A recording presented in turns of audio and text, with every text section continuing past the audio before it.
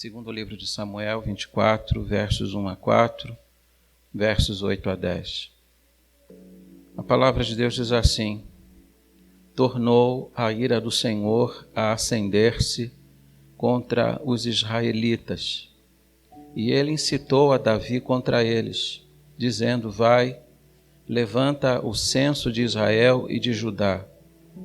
Disse, pois, o rei a Joabe, comandante do seu exército: percorre todas as tribos de Israel, de Dan até Berseba, e levanta o censo do povo para que eu saiba o seu número. Então disse Joabe ao rei: ora, multiplique o Senhor teu Deus a este povo 100 vezes mais, e o rei meu senhor o veja. Mas por que tem prazer nisto o rei meu senhor?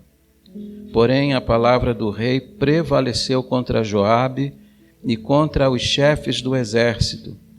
Saiu, pois, Joabe com os chefes do exército da presença do rei a levantar o censo do povo de Israel. Assim percorreram, verso 8, toda a terra, e ao cabo de 9 meses e 20 dias chegaram a Jerusalém. Deu Joabe ao rei o recenseamento do povo. Havia em Israel 800.000 homens de guerra que puxavam da espada, e em Judá 500.000. Verso 10, sentiu Davi bater-lhe o coração, depois de haver recenseado o povo, e disse ao Senhor: muito pequei no que fiz. Porém agora, ó Senhor, peço-te que perdoes a iniquidade do teu servo, porque procedi muito loucamente. Que Deus abençoe a sua palavra. Por favor, tome assento.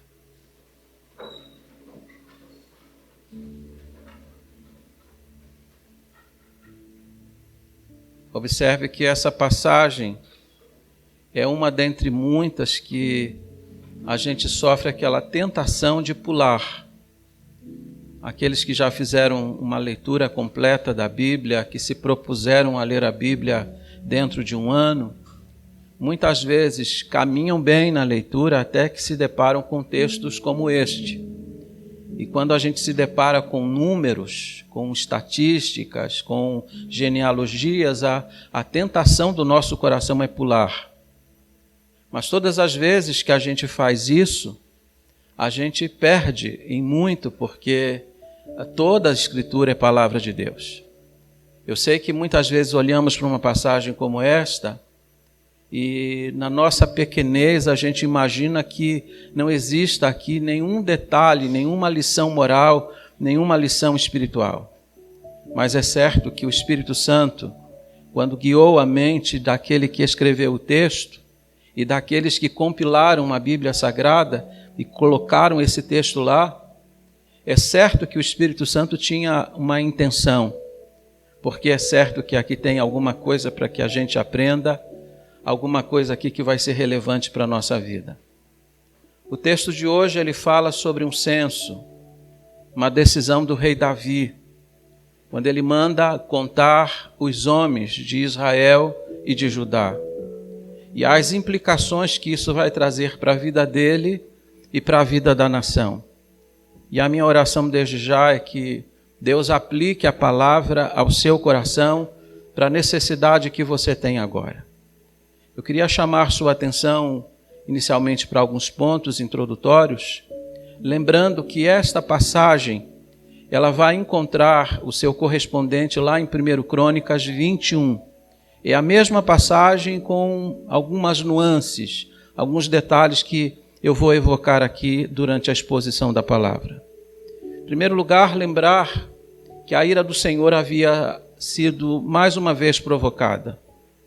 O texto começa dizendo assim: tornou a ira do Senhor a acender-se. Essa é uma expressão corriqueira, recorrente, que perpassa vários livros do Antigo Testamento. Quando você lê o livro de Juízes, o livro dos Reis, das Crônicas, mesmo os livros de Samuel, você vai perceber que inúmeras vezes essa expressão vai aparecer, que a ira do Senhor, mais uma vez, foi acesa. Normalmente eles provocavam a ira do Senhor. A ira do Senhor era acesa quando o pecado era realizado, a despeito do cuidado, a despeito do amor de Deus, a despeito da sua proteção. Muitas vezes Deus ele era deixado de lado, muitas vezes sua palavra era violada, e sempre que isso acontecia, a ira de Deus era acesa e desse modo vinham as implicações sobre a vida do povo. Muitos dos castigos de Deus no Antigo Testamento aconteceram exatamente por esse fato, porque a ira de Deus ela era provocada. Segundo lugar, o levantamento do censo. A Bíblia diz que num determinado dia, o rei Davi vai chamar Joabe, o comandante do seu exército, vai chamar os chefes do exército juntamente com ele, e vai pedir que se levante o número, que se faça a conta de quantos homens de guerra haviam em Israel. Note que não era um censo como os que a gente conhece. Talvez em sua casa já tenha batido um recenseador para coletar alguns dados importantes, para levantar algumas informações importantes para a nação poder fazer o seu planejamento para os próximos anos. Não era esse o tipo de recenseamento. Aqui não se pergunta sobre mulheres, aqui não se pergunta sobre crianças, aqui não se pergunta sobre escolaridade, sobre renda per capita. Essas questões não estão envolvidas nesse censo. A preocupação de Davi era uma só: contar os homens que podiam puxar a espada, contar os homens que podiam lutar numa guerra. A preocupação do rei era ter uma conta absoluta de quanto havia chegado o seu exército. E a Bíblia diz que isso provocou também a ira do Senhor. E note, irmãos, que embora nós tenhamos no Antigo Testamento pelo menos 2 recenseamentos, e os 2 foram aprovados por Deus, este aqui não foi. E ele não foi exatamente por uma questão importante. Ele nascia de uma fonte. Ele nascia do orgulho, da vaidade, da presunção do coração de um homem. Porque o seu reinado estava sendo muito abençoado. Durante seu reinado, Israel havia crescido de forma exponencial. Durante o reinado de Davi, cidades foram construídas em cidades que eram inimigas. Ele conseguiu estender as fronteiras de Israel. E de repente este homem tem um sentimento no seu coração de que aquele crescimento tinha a ver com ele mesmo e não com o Senhor. De que Israel havia crescido, de que as coisas estavam indo bem por causa da sua capacidade e não por causa da bênção do Senhor. E a Bíblia diz que Deus reputou isto como uma afronta. Note que Davi era aquele homem que tudo que empreendia, Deus abençoava. Deus tinha uma aliança com ele, Deus sempre foi fiel às suas alianças. Deus prometeu que ia abençoá-lo em tudo e Deus o abençoou. Deus disse que ia dar vitórias para ele, Deus lhe concedeu. Mas seu reino havia crescido tanto que em algum momento ele começou a pensar que tudo isso acontecia por sua causa e não por causa do Senhor. E eu penso que esta é uma reflexão que a gente também precisa fazer. Porque de repente a vida da gente avançou, de repente você galgou degraus, de repente você alcançou vários títulos na academia. E de repente você começa a pensar assim: eu sou uma pessoa muito boa. Eu sou uma pessoa muito capaz. E começa a atribuir a si mesmo a glória que só é devida a uma pessoa, ao Senhor.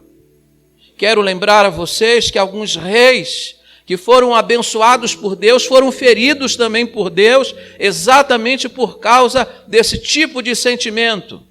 Quando começaram a agasalhar no coração a presunção de que eram bons e competentes demais.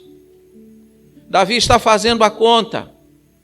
E sabe o que é interessante? É que Joabe, que era um homem cruel, que era um homem que tinha sangue nos olhos, que era um homem pragmático nas suas decisões, aqui vai ser capaz de dar um conselho para o rei Davi.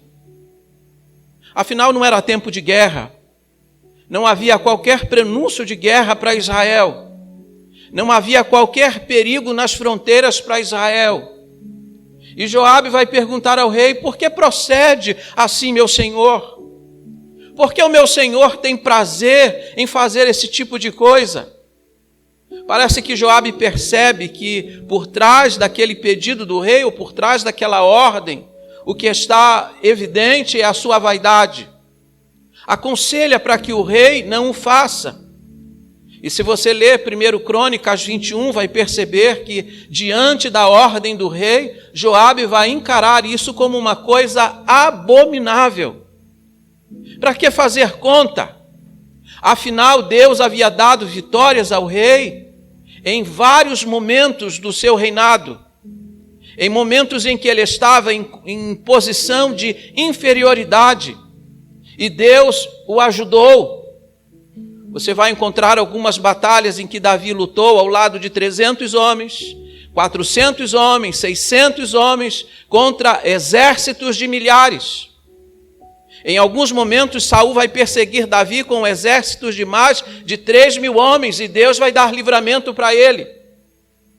Quando Absalão tentou usurpar o trono de Davi, fez aquele levante em Israel para destronar seu pai, e também tramou contra a vida dele. Diz a Bíblia que Davi precisou sair de Jerusalém acompanhado de alguns homens, poucos homens, fiéis a ele.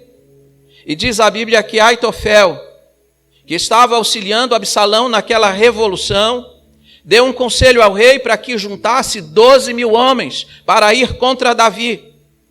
Mas a Bíblia diz que Uzai vai dizer que 12.000 eram poucos, que se juntasse mais homens de todas as tribos, e então pudessem fazer uma nuvem que caísse sobre Davi, como o orvalho cai sobre a terra. Seria um ataque implacável para o qual Davi não teria escapatória. Mas a Bíblia diz que mesmo assim Davi venceu. Estava evidente de que Deus estava dando vitórias ao rei. Deus estava dando livramento para o rei. Mas a presunção do seu coração o enganou. Aliás, diz a Bíblia em 1 Crônicas 21, verso 1, que Satanás o incitou para fazer aquela conta. Aquele sentimento foi colocado por Satanás, embora Davi fosse responsável por ele. Quantas vezes nasce esse sentimento no nosso coração? Esse tipo de sentimento que a gente precisa expurgar, porque ao longo da nossa vida só uma pessoa deve receber e merecer de nossa parte a glória, e este é o Senhor. Se o Senhor lhe tem ajudado, se você tem crescido, se você tem sido abençoado em todas as áreas da sua vida, sempre diga isso: foi o Senhor, foi a maravilhosa mão do Senhor, atribua a Ele a glória, porque isso agrada o coração de Deus. Amém? Mas notem mais, a Bíblia vai falar sobre a insistência do rei. Embora Joabe vá aconselhar ao rei para que não o faça, embora os chefes do exército vão seguir a mesma linha de pensamento, a Bíblia diz aqui que a palavra do rei prevaleceu. Era a ordem de um rei, era a ordem de um monarca, e a palavra do rei não podia ser desobedecida. De maneira que saíram daquele lugar para fazer as contas de quantos homens havia.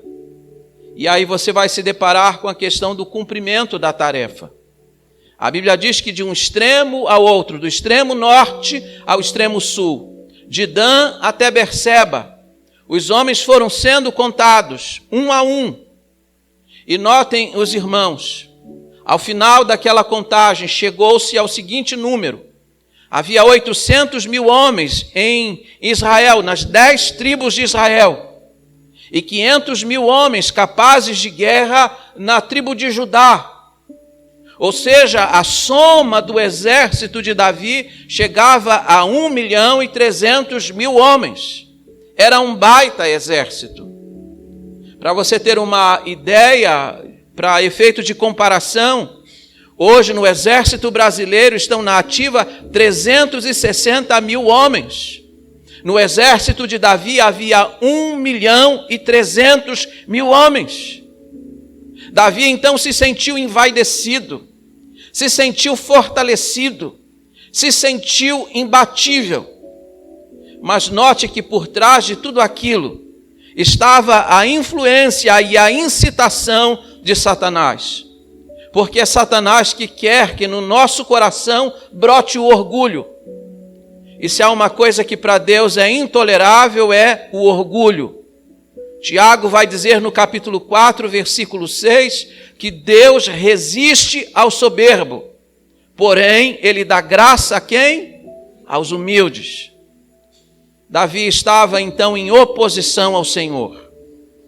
E agora então eu quero chamar sua atenção para os pontos deste sermão. Primeiro, o arrependimento de Davi. Versículo 10.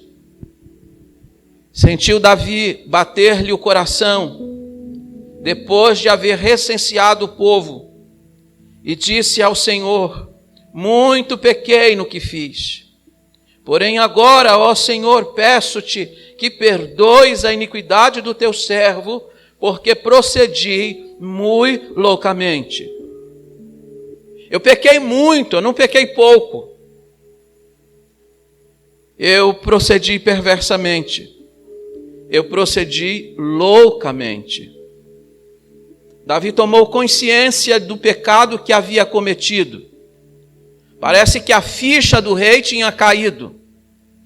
Depois de 10 meses, aproximadamente 10 meses de contagem, porque levou aquela tarefa 9 meses e 20 dias. Depois de quase 10 meses, bateu arrependimento do que ele havia feito. Ele percebeu a loucura da sua decisão. Eu procedi loucamente.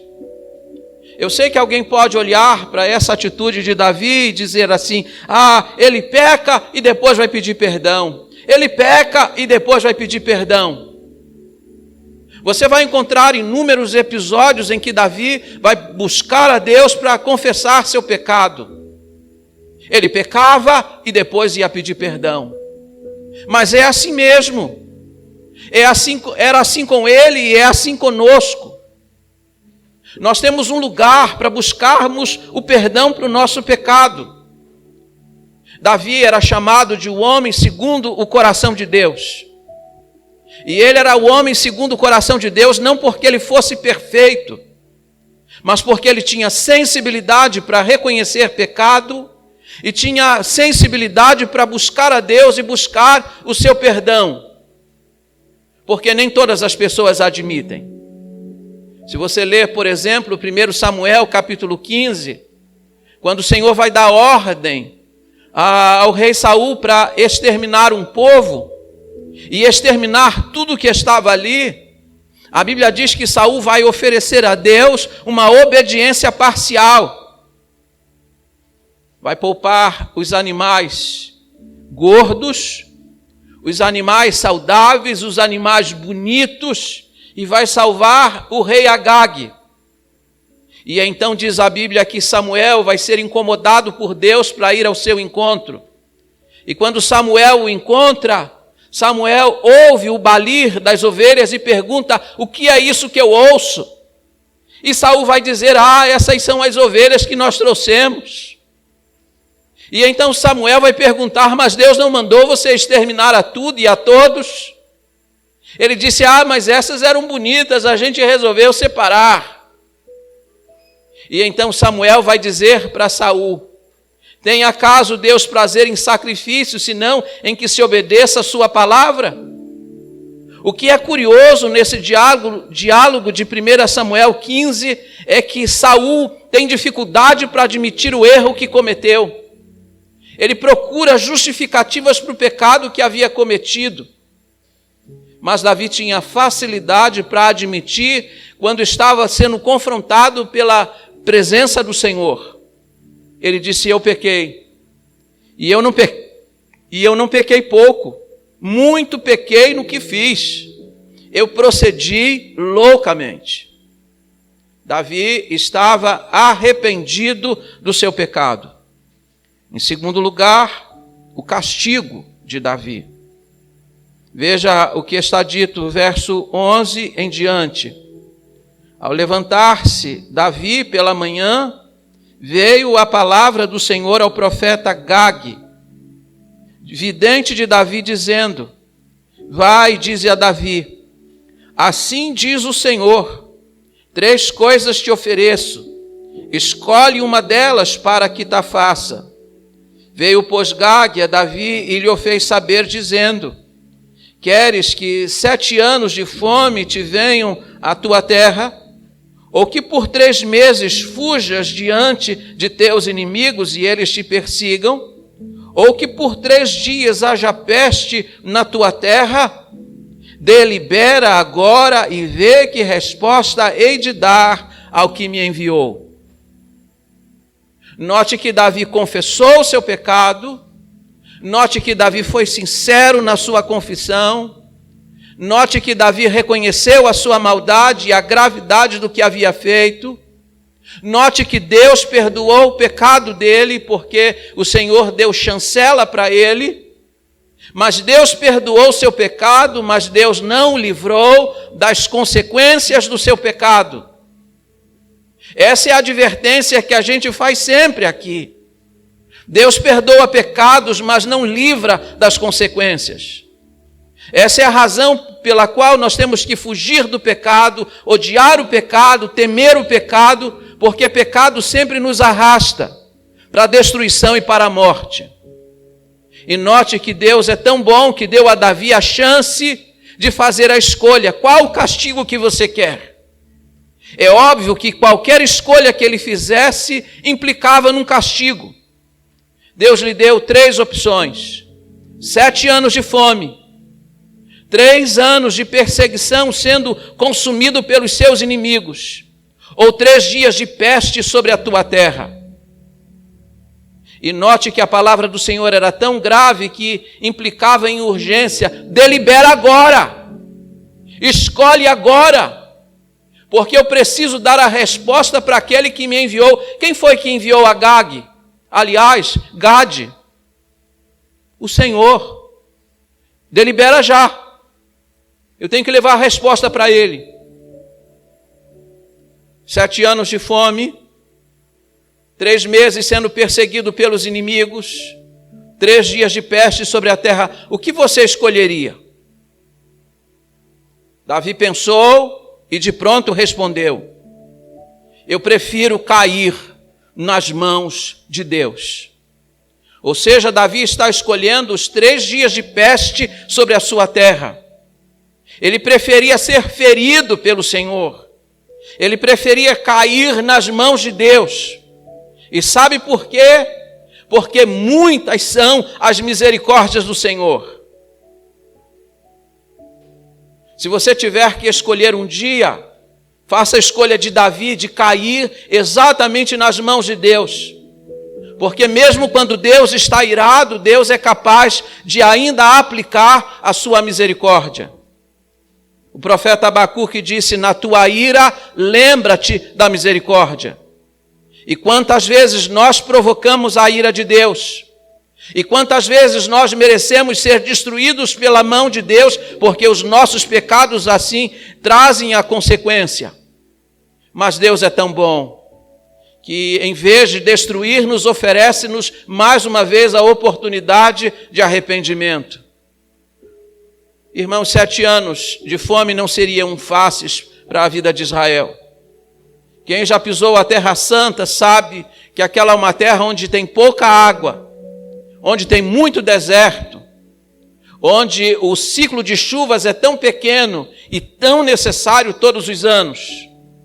Imagine 7 anos sem chuva. Seria a destruição da nação. Davi não quis isso. Imagine 3 meses sendo perseguido e consumido pelos seus inimigos. Davi, que nunca tinha experimentado uma derrota. Davi foi o único rei que foi para as batalhas e voltou de todas elas vitorioso. E agora Deus está oferecendo a ele a chance de ir para as guerras e voltar derrotado. de ir para as guerras e ver os seus homens tombando. Davi também não quis isso.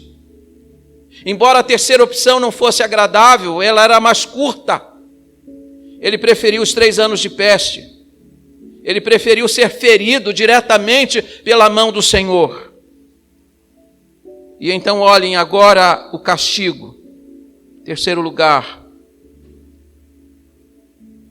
Verso 14 em diante diz assim: então disse Davi a Gade, estou em grande angústia, porém caiamos nas mãos do Senhor, porque muitas são as suas misericórdias, mas nas mãos dos homens não caia eu.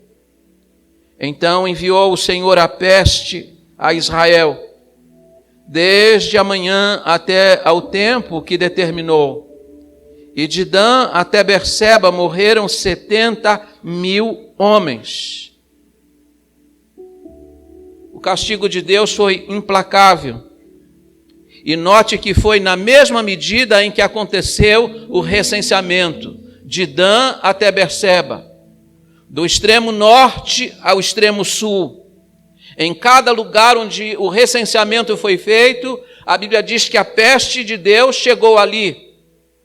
E 70.000 homens foram feridos até que o tempo se cumpriu, os 3 dias se cumprissem. Meus irmãos, a mão de Deus fere. Nós precisamos conhecer a Deus na sua dimensão plena. Muitas vezes nós anunciamos um Deus que cura, mas a Bíblia também diz que o nosso Deus, ele é capaz de ferir. Embora as feridas de Deus são feridas de amor. Sempre que Deus fere, ele fere com um propósito. E a Bíblia diz que Deus feriu. E note, 70.000 homens morreram. Isso significa que milhares de famílias em Judá e em Israel choraram seus mortos. E aqui eu não posso deixar de notar com vocês o aspecto coletivo do pecado, o aspecto comunal do pecado. Às vezes uma pessoa peca e as pessoas que estão à volta são arrastadas pelas consequências deste pecado. Quem mandou contar foi Davi, mas diz a Bíblia que Deus feriu a casa de Judá e a casa de Israel por causa do pecado dele. Isso é uma advertência para nós. Isso é um brado para o nosso coração. Tem gente que brinca com pecado, tem gente que flerta com tentação, tem gente que fica medindo as forças diante do pecado, não sabe o que está fazendo, porque diante de uma escolha, de um castigo como este, pode vir consequências muito graves para as pessoas que estão à volta. Às vezes é um chefe de família que começa a trafegar com infidelidade conjugal. Ele peca, às vezes ele se arrepende, Deus o perdoa, mas as consequências chegam à sua vida e chegam à sua casa. Eu conheço pessoas aqui mesmo nesta comunidade que trazem marcas de 20, 30, 40 anos atrás, porque um dia seu pai flertou com a infidelidade conjugal. Às vezes é um tipo de consequência que se arrasta na vida dos filhos, na vida dos netos e nas gerações seguintes. Davi pecou, mas as consequências se fizeram sentir dentro da vida das pessoas, das famílias, em Judá e em Israel. Em quarto lugar, a visão. Quero ler a partir do verso 16. Estendendo, pois, o anjo do Senhor a mão sobre Jerusalém para destruir, arrependeu-se o Senhor do mal e disse ao anjo que fazia a destruição entre o povo: basta, retira a mão. O anjo estava junto à eira de Araúna, o Jebuseu. Vendo Davi ao anjo que feria o povo, falou ao Senhor e disse: eu é que pequei, eu é que procedi perversamente. Porém estas ovelhas que fizeram? Seja, pois, a tua mão contra mim e contra a casa de meu pai. Note que o anjo destruidor, porque é assim que o cronista vai escrever 1 Crônicas 21. O cronista vai dizer que o anjo destruidor estava entre o céu e a terra com uma espada desembainhada. Era juízo severo. Deus estava ferindo a casa de Israel. E diz a Bíblia que quando o anjo estava sobre a cidade de Jerusalém, Deus mandou o anjo guardar a sua espada. Disse: retira-te daqui. Jerusalém era a cidade mais populosa e a capital do reino. Seria uma mortandade muito grande. E Deus resolveu poupar a cidade de Jerusalém. Veja que mesmo na ira, Deus sempre reserva um espaço para a misericórdia. Sempre há uma margem de misericórdia dentro da ira de Deus. E diz a Bíblia que quando o anjo está lá, Davi o vê. Davi é um homem que mesmo quando peca, busca Deus, se reconcilia com Deus e recebe de Deus a visão. E quando Davi vê aquele anjo, ele faz uma das orações mais tocantes da Bíblia. Eu insisto com vocês de que vocês prestem atenção nas orações que estão contidas nas Escrituras Sagradas. Porque Davi vai fazer a oração certa. Porque, como eu digo sempre a vocês, oração tem que ter argumento. Deus espera de nós algum tipo de argumento na oração. E Davi vai fazer o argumento certo: Senhor, fui eu que pequei. Que honestidade! Nós não precisamos ser perfeitos, irmãos, mas nós temos que ser honestos diante do Senhor. Fui eu que pequei, fui eu que procedi, que fizeram essas ovelhas. O texto original hebraico é tão forte que Davi pede a Deus: solta essas ovelhas.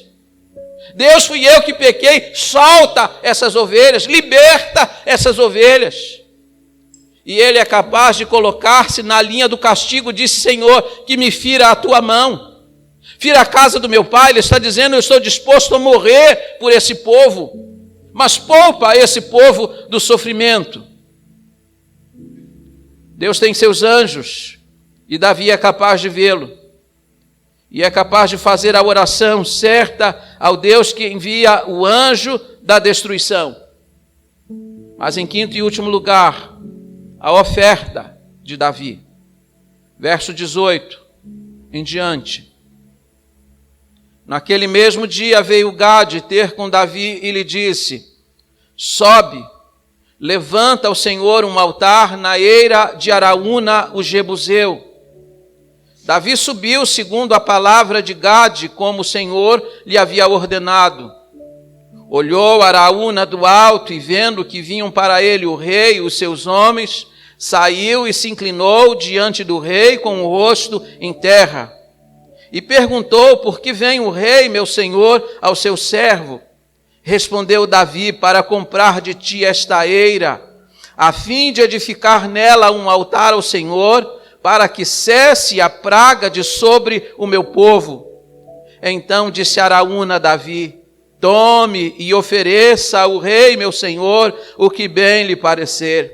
Eis aí os bois para o holocausto, e os trilhos, e a peiragem dos bois para a lenha.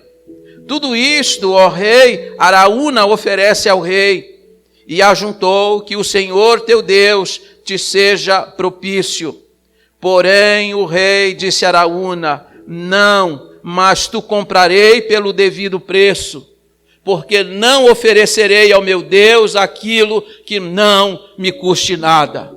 Porque não oferecerei ao meu Deus aquilo que não me custe nada.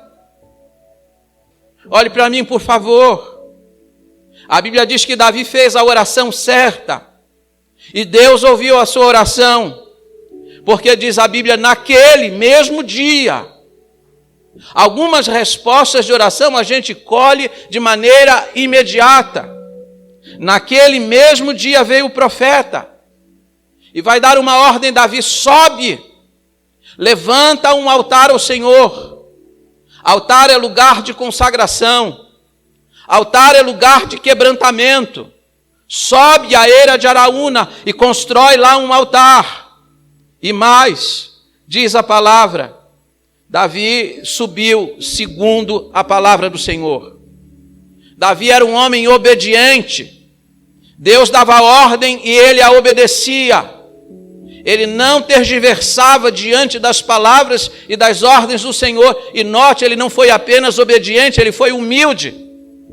O cronista, em 1 Crônicas 21, diz que Davi vai vestido de pano de saco. Ele tirou o manto real, porque quem estaria diante do altar não seria mais o rei de Israel, mas um servo pecador, penitente, buscando o perdão do Senhor. Diante de Deus a gente coloca de lado todos os títulos, todo o nosso orgulho, toda a nossa vaidade. A gente depõe tudo isso aos pés do Senhor e comparece diante dele com profunda humildade. E diz a palavra que Davi então se dirige à eira de Araúna, à área de Araúna, ao terreno de Araúna, às terras de Araúna. E diz a palavra que quando Davi e seus homens estão chegando, Araúna vai vê-lo. O cronista vai dizer que Araúna está debulhando trigo, acompanhado dos filhos. Os filhos vão fugir. Porque, na verdade, Araúna era um estrangeiro na terra, era um jebuseu, diz o texto. Mas Araúna, quando vê Davi, corre ao encontro dele, inclina-se diante dele e pergunta: por que vem o meu senhor a este servo? E Davi vai explicar o seu motivo: eu vim aqui porque eu vim aqui oferecer holocausto ao meu Deus. Eu preciso da sua terra porque eu preciso edificar um altar ao meu Deus para cessar a praga. Deus enviou a praga e ele disse que assim a praga vai cessar. E agora preste muita atenção. Araúna vai dizer ao rei de Israel: toma minha terra, ela é tua. Aqui estão os bois, pode usá-los para o teu sacrifício. Aqui estão os trilhos, as madeiras que são usadas para arar a terra. Aqui está a peiragem, as madeiras necessárias na tração animal. Aqui está tudo, eu dou tudo isto para o meu rei oferecer ao Senhor. Davi podia ter tudo de graça naquele culto. Podia ter oferecido a Deus um culto que não lhe custasse absolutamente nada. Mas Davi vai dizer para ele: não, porque eu não vou oferecer a Deus um culto que não me custe nada. Diz a Bíblia que Davi vai pagar pelos bois 50 ciclos de prata. E o cronista vai dizer em 1 Crônicas 21, 25, que por toda a terra Davi vai pagar 600 ciclos de ouro. Davi vai pagar muito bem. Como disse o escritor, ele comprou bem comprado. Porque quando se trata de cultuar a Deus, nós temos que apresentar a Deus alguma coisa que nos seja custosa. Davi conhecia a lei de Deus, irmãos. Deuteronômio 16, o Senhor disse: não compareçam perante mim com as mãos vazias. E quantas vezes a gente vem para a igreja com as mãos vazias, com aquela alegação de que Deus não precisa de dinheiro, que Deus não precisa de coisas custosas, que Deus só está interessado na devoção das nossas mãos levantadas. Esse é um texto da Bíblia que mostra que devoção não se limita a gestuais no culto. É bonito a gente cantar, levantar a mão e lágrimas caírem dos olhos, mas Deus espera mais de nós. Deus espera algum ato de nossa parte que seja sacrificial. Quando eu era criança, meu pai faleceu e eu fui morar com minha tia. E a minha tia tomou meu irmão e eu para morarmos com ela, e ela tinha mais 10 filhos. Uma casa muito pobre. Mas as lições que eu trago no meu coração, eu trago desse tempo. A minha formação moral começou ali. E todos os domingos pela manhã, quando nós íamos para a igreja, a minha tia reunia aquela turma na sala e pegava as moedinhas a cada uma das crianças. Ao maior, a maior moeda. Ao menor, a menor moeda. Mas cada um ia recebendo a sua moedinha. E ela dizia: quando vocês chegarem na casa do Senhor, isso aqui é para oferta. Porque Deus disse que na casa dele ninguém pode comparecer com as mãos vazias. Eu trago esta lição até hoje. Quando a gente comparece à casa do Senhor, temos que ter algo nas nossas mãos para oferecer a Ele.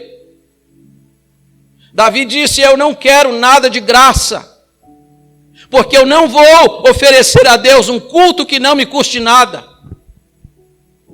Ele pagou muito e pagou alto preço por aquela terra. Davi não sabia, mas aquela terra seria usada para a construção do templo de Jerusalém.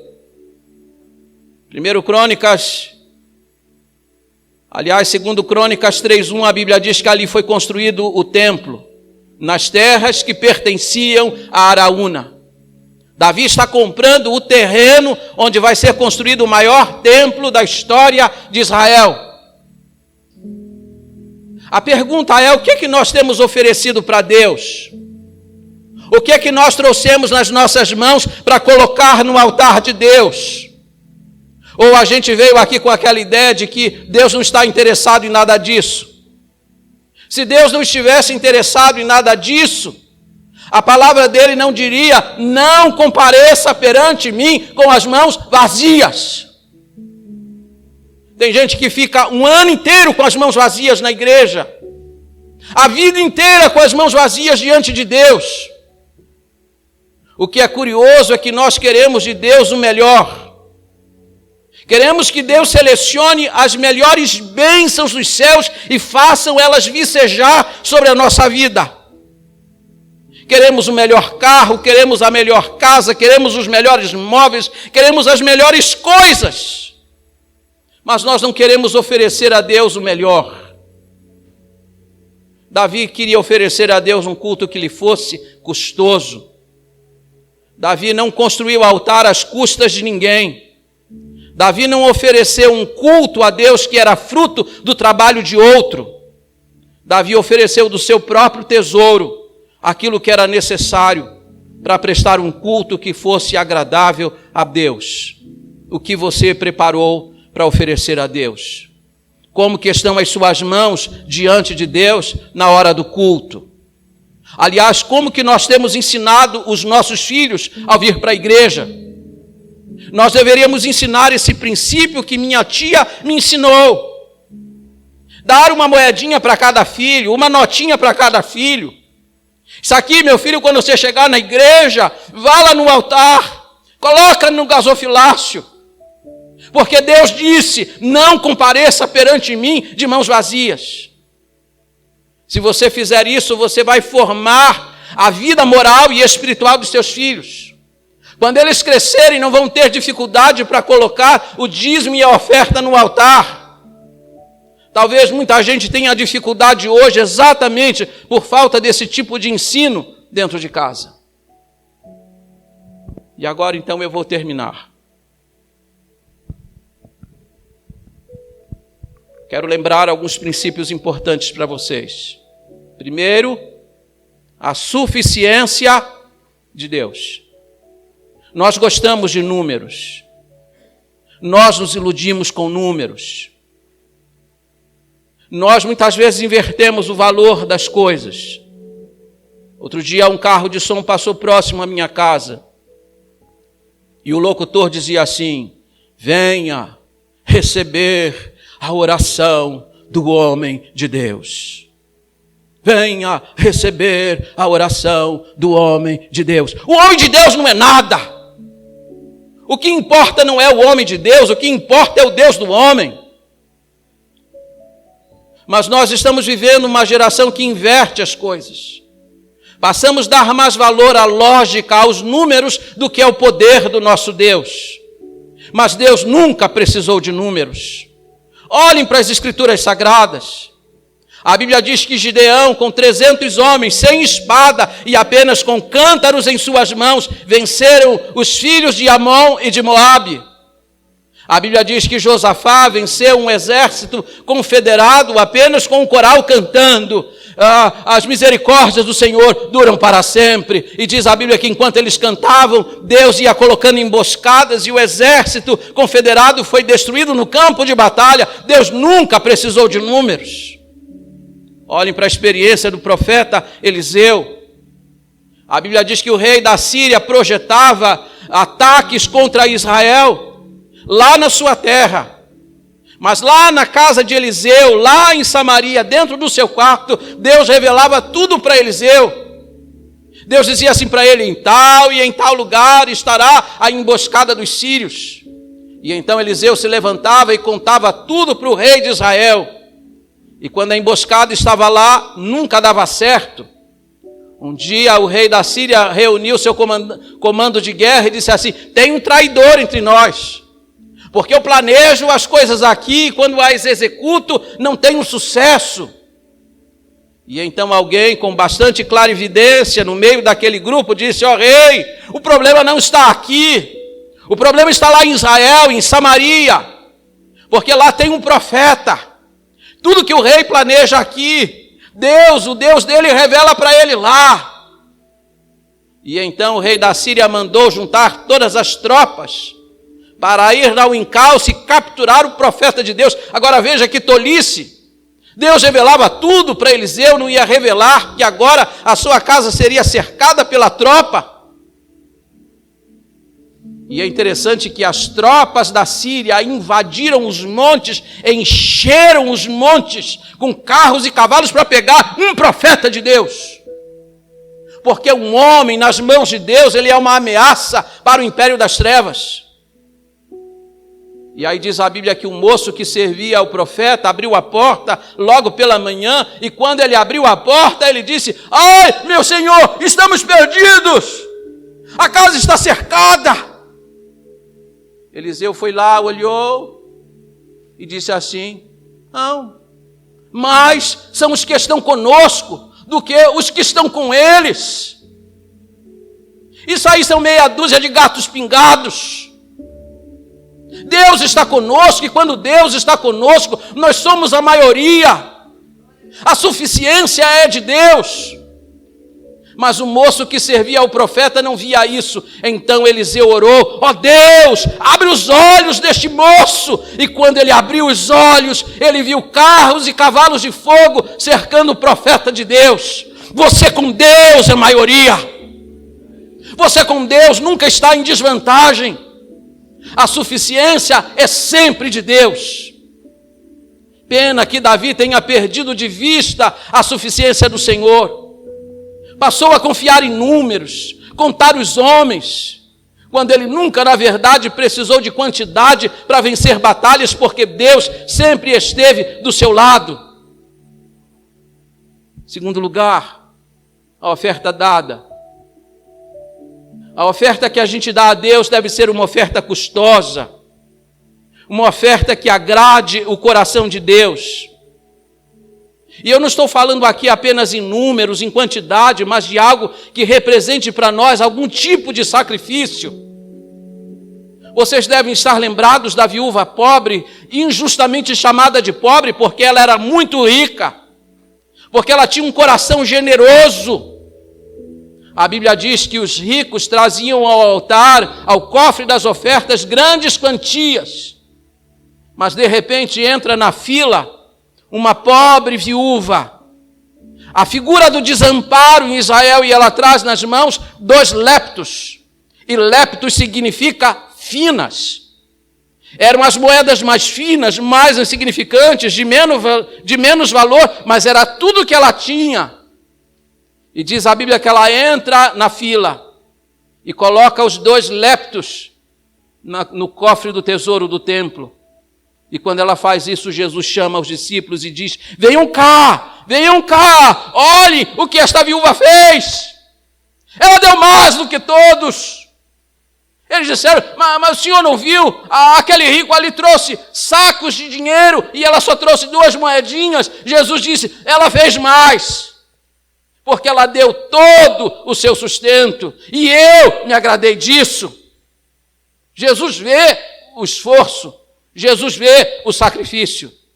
Ele não espera sobras de você, ele não espera restos de você, ele espera de sua parte alguma coisa que seja significativa e sacrificial. Um dos nossos missionários da Junta de Missões Mundiais conta que um dia, andando junto ao rio Ganges, na Índia, vi uma mulher com 2 crianças chorando ao lado do rio. Ele viu, passou e depois retornou. Mas quando ele retornou, a mulher só tinha uma criança do seu lado. Quando ele foi, tinha 2 crianças, uma perfeita e uma muito doente. Mas quando ele voltou, ela só tinha nos braços uma criança doente. E ele então perguntou pela criança sadia. Ela disse: eu dei para o meu Deus. Ela jogou no rio Ganges, porque o rio Ganges na Índia é considerado um Deus, e ela queria dar para o seu Deus o que ela tinha de melhor, e ela deu o filho sadio em vez de dar o filho doente. Agora, como que os pagãos são capazes de enxergar isso e nós não somos capazes de enxergar que o nosso Deus merece de nossa parte o melhor? Ficamos contando moedinhas, ficamos separando os restos para dar a Deus. Deus não quer restos. Deus quer de nossa parte sacrifício e esforço para agradá-lo. Terceiro, a satisfação de Deus. Verso 25. Edificou ali Davi ao Senhor um altar e apresentou holocaustos e ofertas pacíficas. Assim o Senhor se tornou favorável para com a terra e a praga cessou de sobre Israel. A ira de Deus foi satisfeita, a ira de Deus foi aplacada. Davi fez como Deus havia mandado, edificou um altar, preparou o holocausto.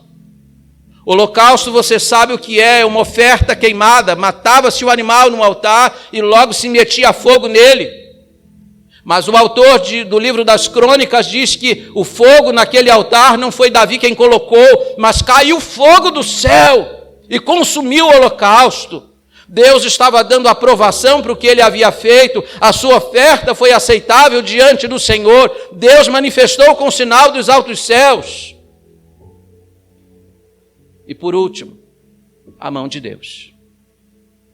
Onde Davi queria cair, ele havia pecado, ele havia transgredido.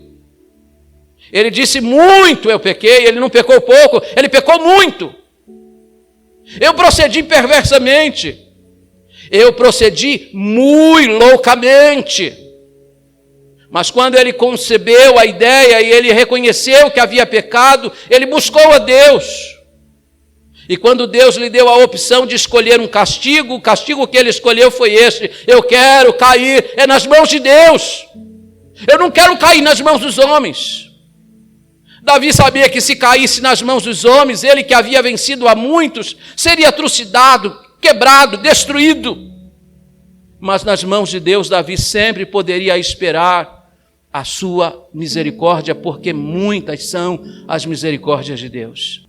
Quem sabe você também tenha procedido muito loucamente contra Deus. Quem sabe você, como Davi, pode dizer: muito eu pequei, eu não pequei pouco, eu pequei muito. Qual é o conselho? Corra, se lance nos braços de Deus, se coloque nas mãos de Deus, porque muitas são as misericórdias do Senhor. Sabe por que você e eu ainda não fomos destruídos? Porque a Bíblia diz que as misericórdias de Deus são a causa de não sermos consumidos. Deus está sempre pronto e disposto a oferecer a sua misericórdia ao pecador que assim reconhecer a sua falta. Fiquemos em pé, por favor. Onde você deseja estar? Aonde que você deseja cair? Caia nas mãos de Deus. Porque na mão de Deus você sempre vai achar misericórdia. Vamos orar? Obrigado, Senhor, pela Tua palavra. Ajuda-nos, Senhor, a confiar em Ti. Ajuda-nos a depositar no Senhor toda a nossa confiança. Quantas vezes a gente se apega a números, se apega à lógica. Ficamos confiados porque nós temos pessoas poderosas ao nosso lado. Nós conhecemos pessoas influentes na cidade.